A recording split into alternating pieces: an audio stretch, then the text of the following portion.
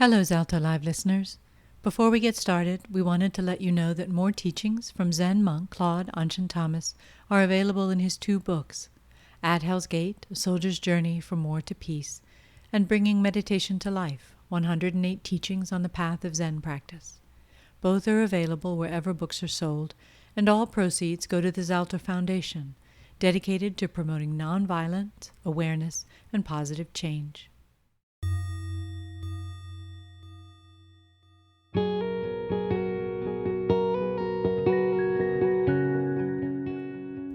Hello and welcome to Zalto Live, the podcast featuring Zen Buddhist monk Claude AnShin Thomas, who will share with you his life experiences that includes not only military combat, personal violence, and addiction, but also healing, transformation, and the ongoing joy of everyday life. Please enjoy listening.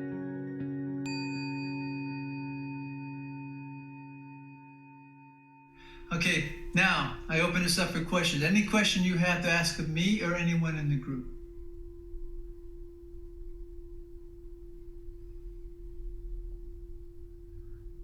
Miyoko, and then Mikey.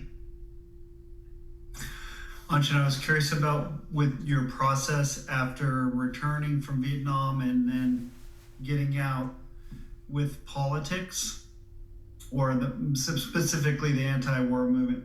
I guess what your relationship is to that. Okay. So I was discharged out of the military, directly out of a military hospital. I was actually in a medical hold company.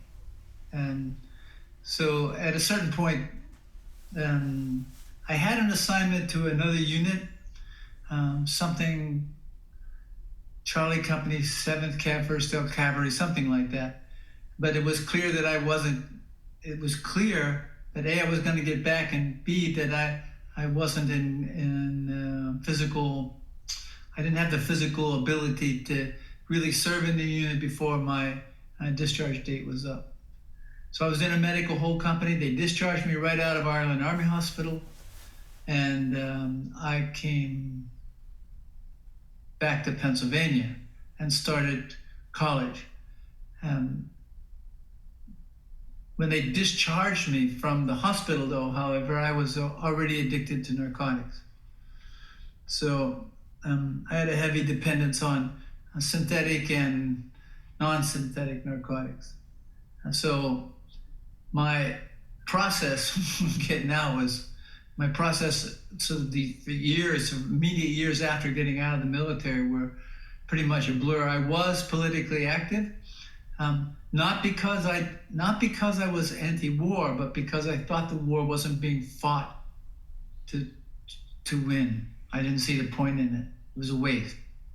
I did participate in some anti-war demonstrations. I was on a campus at Kent State in May of 1970, when the students there were killed, when the guard opened fire on us. I was in DC on a couple of different occasions. And be truthful, I don't really, I'm not really quite sure about why I was really there. It was some place to channel the energy that was present that I didn't really know what to do with. This, how post-traumatic stress was impacting my life, and I didn't know what it was.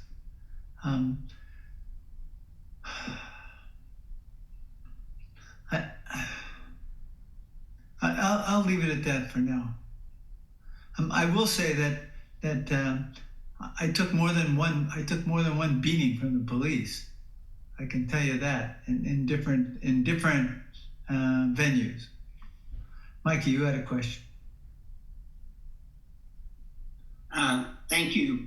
I got to listen to some of the questions today of your talk. It was very interesting. And there was one question about, I forget the exact question, but it was about, you talked about victim and being both victim and perpetrator.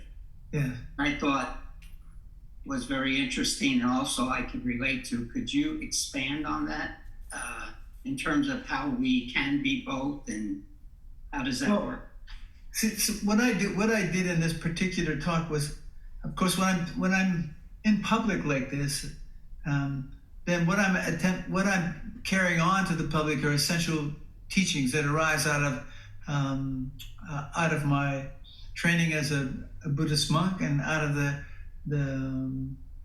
of my studies. So the different sutras I've studied and the different religious texts that I've studied. Now, one of the key elements of Buddhist practice, and it really resonates with me, is that the world as we experience it is a product of our mind. That which we call reality isn't reality. It's how we're shaping reality.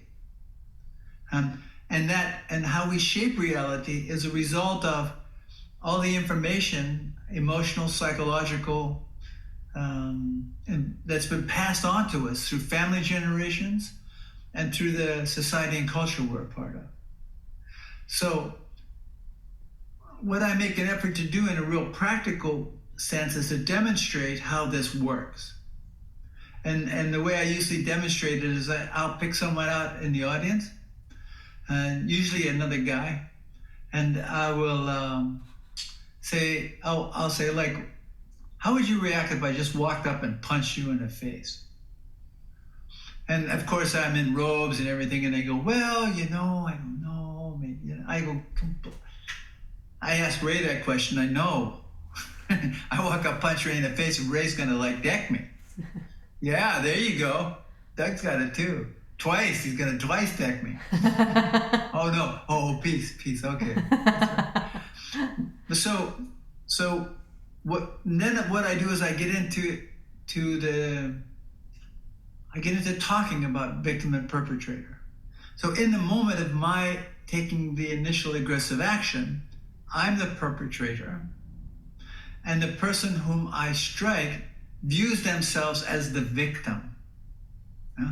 In every society and culture that I've been in, there is the entitlement of the victim.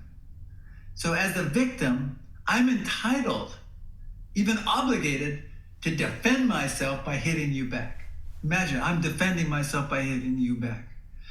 However, what happens is the moment you hit me back, you become the perpetrator and I become the victim. And so we set in motion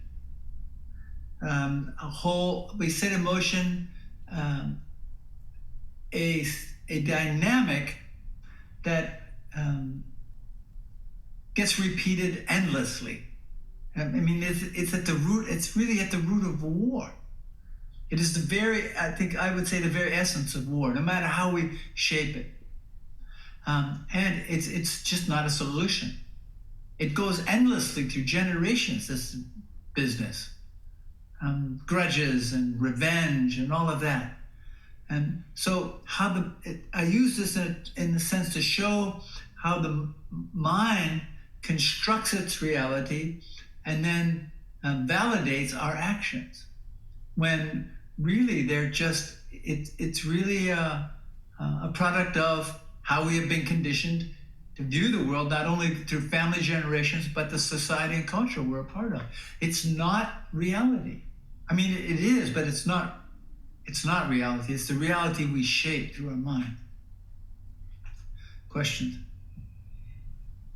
Yes, Cameron. Can you speak more about the practice of bearing witness?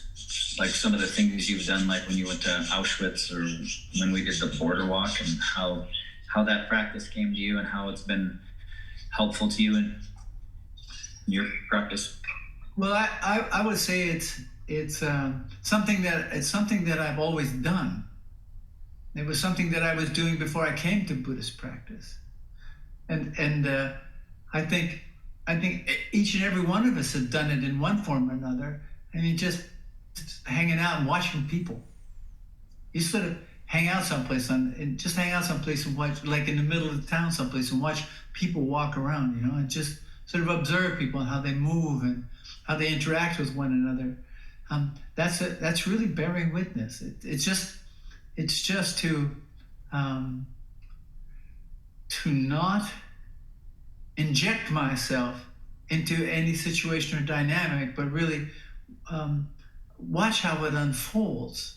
And in the practice of deep listening and mindful speech, we're initiating that practice of bearing witness through the dynamic of one person speaks, the others listen. There's no commenting, there's no discussing, there's no cross-talking, there's no advice giving. And in the practice of bearing witness, what I'm doing is I'm paying attention to the feelings that rise in me, to the thoughts that are taking place, and to watch how those thoughts and feelings, when they merge, they create perceptions of what I label as reality. And it's reality as I've created it, but it's not reality. It's simply a product of my thoughts, my own thoughts and feelings, which are a result of all that conditioning that's been passed on to me. And so the point is to become more conscious, to be the observer of that, become the observer of that process of thoughts, feelings, and perceptions. To not reject thoughts, feelings, and perceptions and not allow them to decide for me, but to be present with them, to watch how circumstances unfold. And through the unfolding, reality then begins to show itself to me, and I know what to do next. It's something that I think I was doing long before I came to Zen practice, but that was sort of, it was brought into sharper focus and given a name. Question?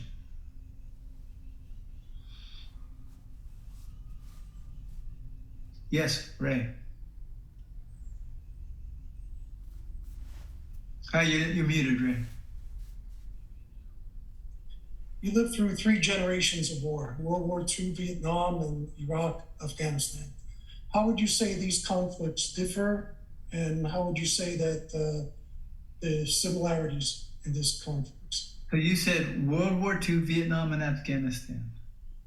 So World War II, Korea, Dominican Republic, Vietnam, Grenada, then Iraq and Afghanistan. It's just a constant. It's almost a constant. But now your question was, what are some of the differences? I guess what I was getting at is, what are differences as far as the trauma that was instilled on the veterans that served in those conflicts? What are some of the similarities and what are some of the differences? Zero difference. And the similarities is that we're all affected, not only by our combat experience, but by our training to go into combat.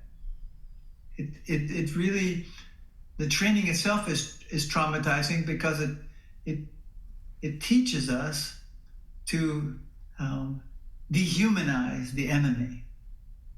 And in the process of dehumanizing what is defined as the enemy, we ourselves lose contact with our own humanity.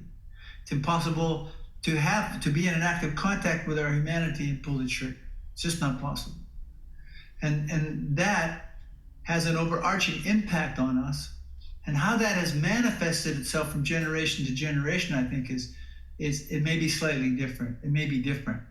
Only because generation to generation, our relation to the world around us changed because of the influence, because of the, my father's generation, World War II.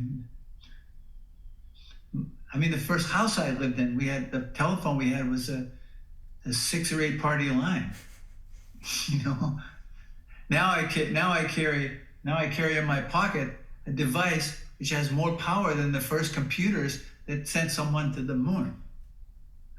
So the advent of technology and the way and the information that's available to us that's had an impact on society. It has an impact on society and culture. So that sort of impact has changed the ways in which the different generations are dealing with the same topic, which is the real cost of war. Yes, Floyd. Given the conversation and the polarization, what I'm seeing is at the moment that I create an enemy, I become an enemy. Not only do I become an enemy, but I become an enemy to myself. Your question? I was wondering if the question was, I was framing the question. The question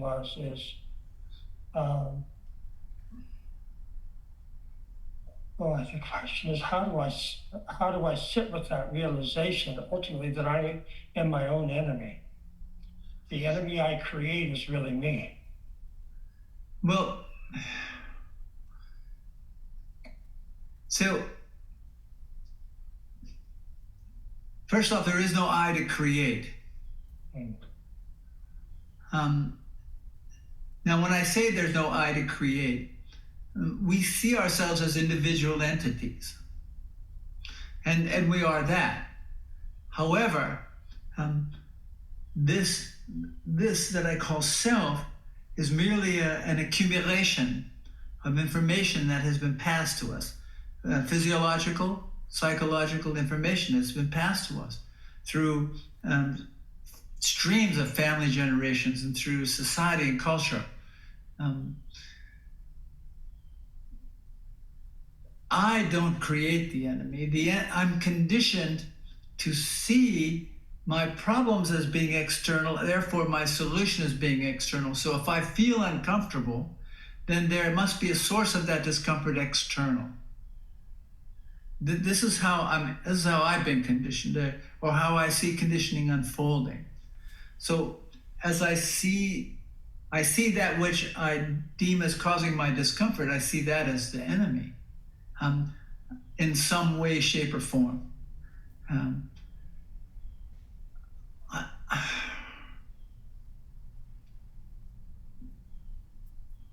The moment I take action against that which I have defined as the problem or the enemy, then of course, in the theme of victim perpetrator, then I become that which I see the other as. I become that which I see in the other. So at the moment I take action against the enemy to get rid of it, I become the perpetrator of that. The moment I perpetrate that action against them, then they, in fact, or that whatever that is, reacts against that, and it sets off that dynamic. It's right now. I'd have to sit with it for a bit. Right now, it's a challenge for me to see that I become the enemy that I create. I mean, I do understand that at a certain level, but I have to sit with that for a bit. Question.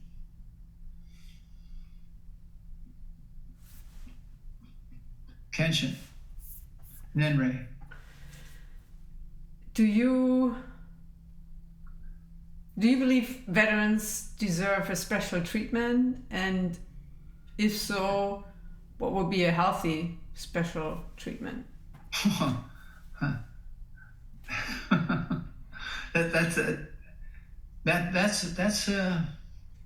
It's an interesting question, in that I will say yes.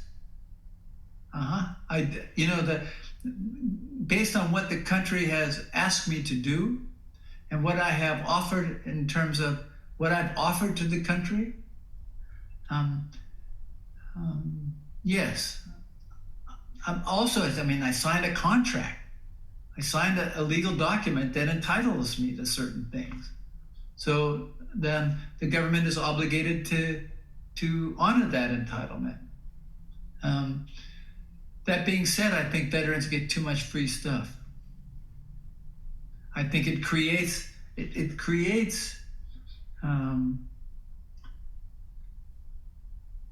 by getting just so much for so much for free, but just having stuff. There's the expectation I'm supposed to get everything for free, and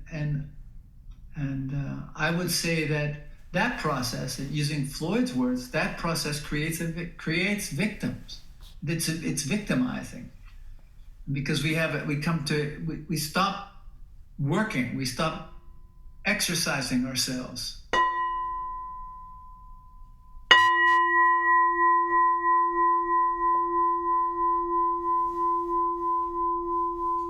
I believe that every veteran who comes home from a military conflict deserves an opportunity to work if they're able. Job.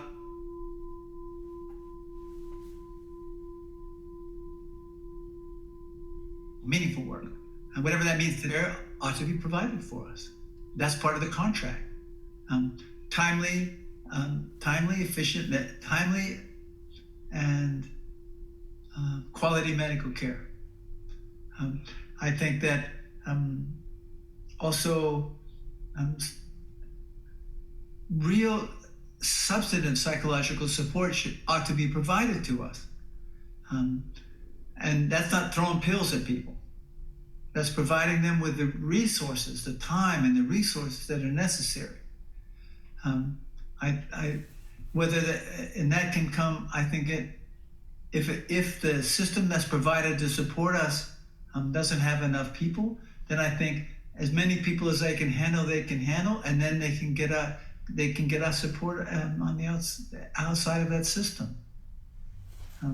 So yes, I do believe we've earned, through our service, we've earned special treatment. But I think we have to be cautious in the way in which that's given. I'm not so.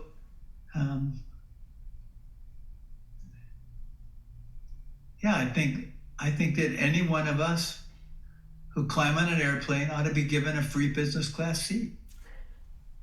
No, I'm just joking. That's a joke.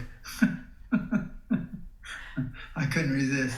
I'm getting a little serious here, But yes, but I'm talking about my opinion here. I'm not a reunion guy. I'm not a marching parades uniform guy. I'm not that person. That being said, I don't necessarily look for special treatment, but I do think that our service ought to be recognized in the ways in which I talked about. Ray, you had a question.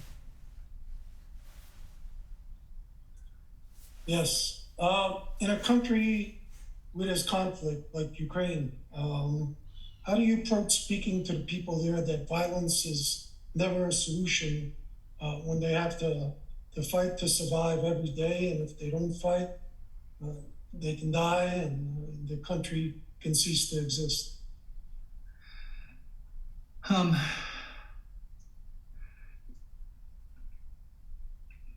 This goes back to Cameron's question. So when I go into the Ukraine, I don't have anything to offer them. I don't have anything to say to them. What I first need to do is I need to be present. I need I need people to be willing to talk to me. I need to allow myself to be educated.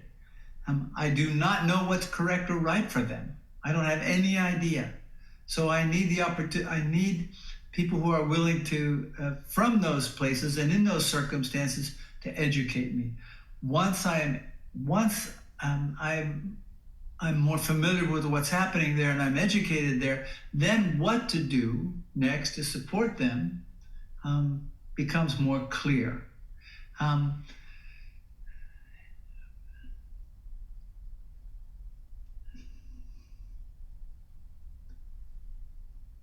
I like tonight. I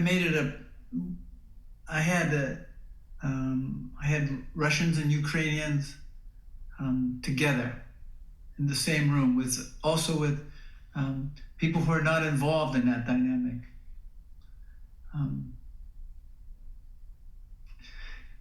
but instead of me offering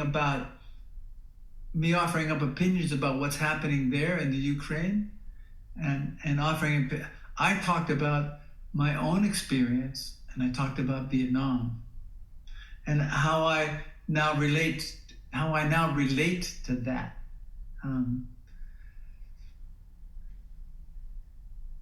Because until I'm actually in the country, I don't really know what's going on there. I get information through various news sources, but those news sources are always slanted in one particular way or another. I need to be there on my own. I need to see what's going on, to know, to have a better understanding. I also don't know all that much about the historical relationship between Russia and the Ukraine. And so I need to be educated in that way to understand more about what's actually happening there.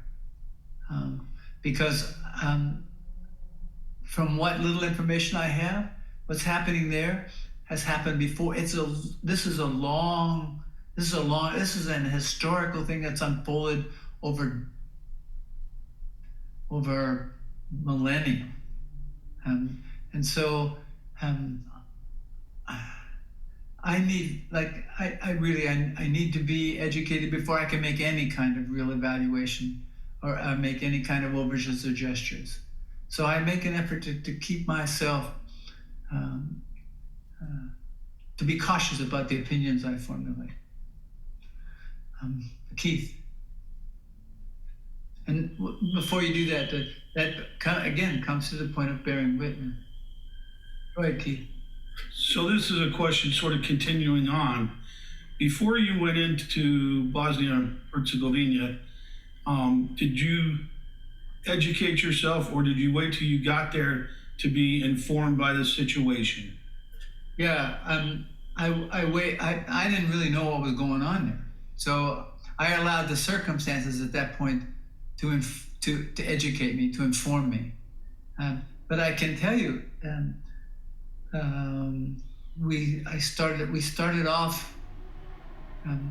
we arrived in Split by ferry from Brindisi, and then we traveled into Bosnia Herzegovina, and we started off in the city of Mostar. But we were in the Croatian side of Mostar, where there's a big Catholic church there, Medjugorje, and it's a pilgrimage site until today. I spent some time there. There's a Croatian group who called themselves the Ustaša. They were an extreme right-wing fascist-aligned group.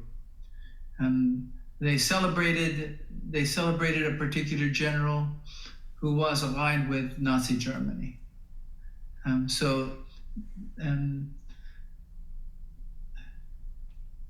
I walked into their building where their headquarters were, and I just sat down in the middle of the floor and held up a sign.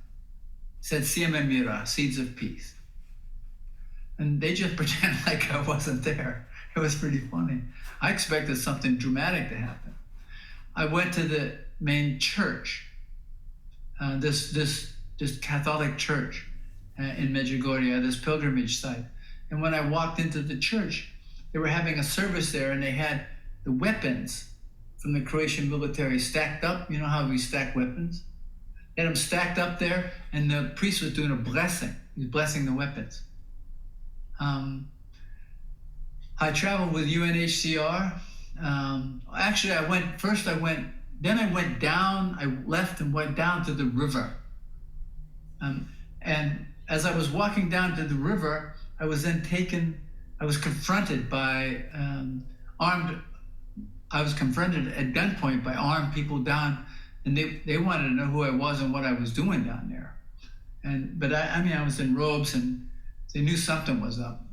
And so I started a conversation with them, And once they found out that I had been a soldier in Vietnam, it enabled a conversation to unfold that might not have. They then took me down to the river into a building, a 3-story building there, and there were people up on the second and third story. They had snipers up on the second and third story. They were shooting at people over on the Muslim side of the river. When they found out I was there, though, everyone came down, and we were drinking tea, and they were talking with me, and they were attacking my position about violence not being a solution and all this stuff. But the whole time I was there, and I was there for about 45 minutes, not one shot was fired.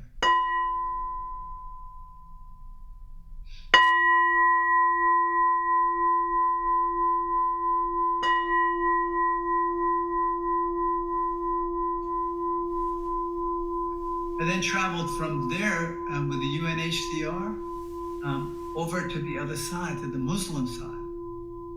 And when the UNHCR wanted me to put on body armor, I said no, I wouldn't put it on, because the ordinary people don't have body armor. So they took me over there, and on the other side, they had no power. People were living in the basements, and we went down into the basements and spent time with people there, and they were living in the dark. And so it was just spending time with people to see what was happening. There I saw a warehouse full of stuff sent in by aid agencies. What had happened is that it had been taken and it was being black marketed. So the people who needed it weren't getting it. So for me, it was just about the first trip in there was about going in. It was about just exposing myself. And no, that's not true. I didn't expose myself. It was about going in and being and experiencing what was happening there, and letting that and allowing that to educate me, the experience to educate me. I know that at one point, the group that I went with, it was a group of Catholic workers. I don't know if you know anything about the Catholic worker movement, but they were standing on the side of the street holding up signs that seeds of peace and all of that. And this car drove by, and the guy leaned out the window and opened up with a 9mm right over everyone's head. The people standing there didn't even realize what was happening. I was underneath a flatbed truck. But it was like, what I was experiencing was how the civilian population were being affected by fighting. I talked to people in the Croatian military. I talked with people in the Bosnian military. I met with people. I met with people who were aligned with the Ustasha, and I just talked with them, let them educate me.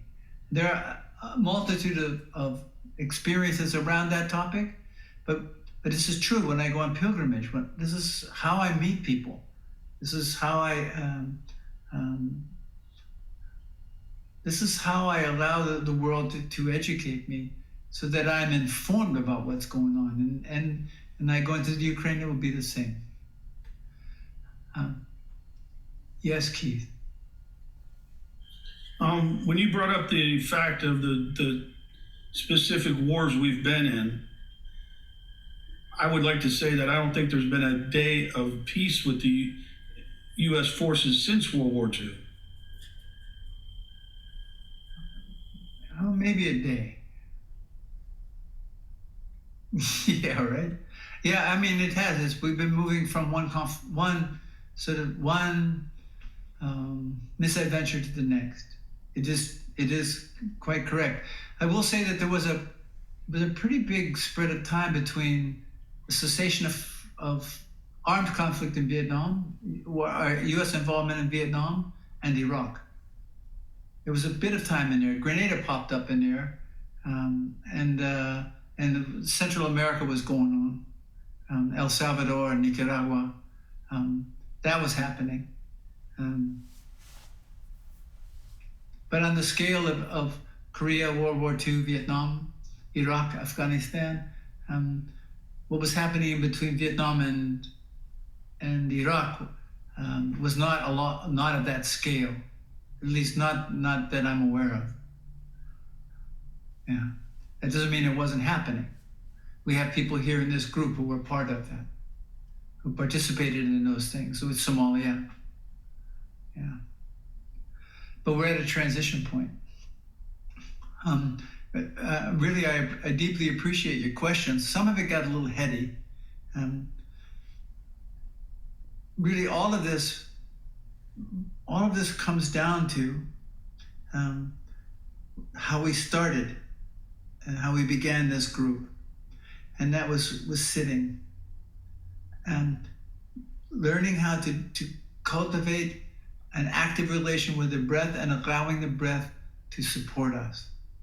It is the most powerful tool that I have at my access. It's free. And used properly, it is not mind altering. It's not mood altering. It can be used as a mind altering or mood altering substance. The breath can be used in that way. But what I'm advocating is not that. Yeah, I appreciate the questions. I appreciate your engagement. Jamie, I welcome you to the group. I hope you'll come back. Kenshin, what we'll do is I'll send an email out to the group with a topic to begin writing on. And so we'll go back to the writing topic. And remember, if you have any questions specifically about meditation and how to really, if you have any questions about an active meditation practice, please, you can ask those of me, and how that may be able to support you with specific issues that come to the fore in our lives. But just now, I'm going to mark the transition by saying goodbye to you. I do this because it's important to me, because in Vietnam there were no hellos or goodbyes. Because that would mean I'd get too close to you, and as close as I wanted to be was a name tag on your jungle fatigues.